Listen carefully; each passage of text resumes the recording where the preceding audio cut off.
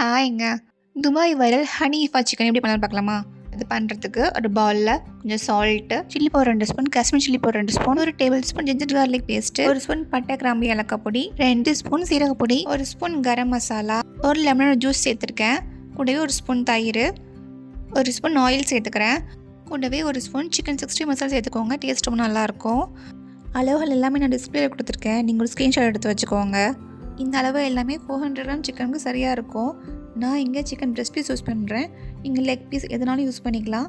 But பெரிய பீஸாக தான் நல்லாயிருக்கும் பார்க்குறதுக்கு. இப்போது அந்த மசாலா போட்ட சிக்கனை ஓவர் நைட் ஃப்ரிட்ஜில் வச்சுக்கோங்க. மறுநாள் செய்யுங்க. அப்போ தான் ஊறி நல்லா டேஸ்ட் நல்லாயிருக்கும். மசாலாலாம் அந்த சிக்கன் நல்லா இறங்கியிருக்கும்.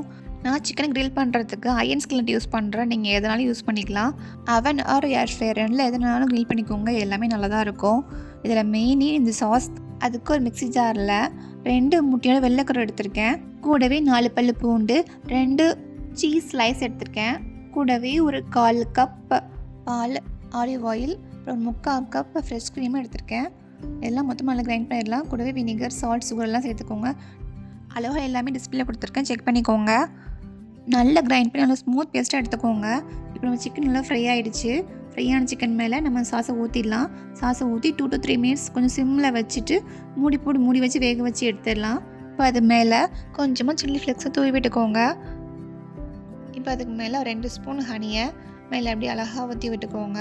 இந்த கிரில் சிக்கன் நல்லா க்ரீமியாக நல்ல ஸ்வீட் அண்ட் ஸ்பைஸியாக செம்மையாக இருக்கும். கண்டிப்பாக வீட்டில் ட்ரை பண்ணி பாருங்கள். எப்படி இருக்குன்னு சொல்லுங்கள்.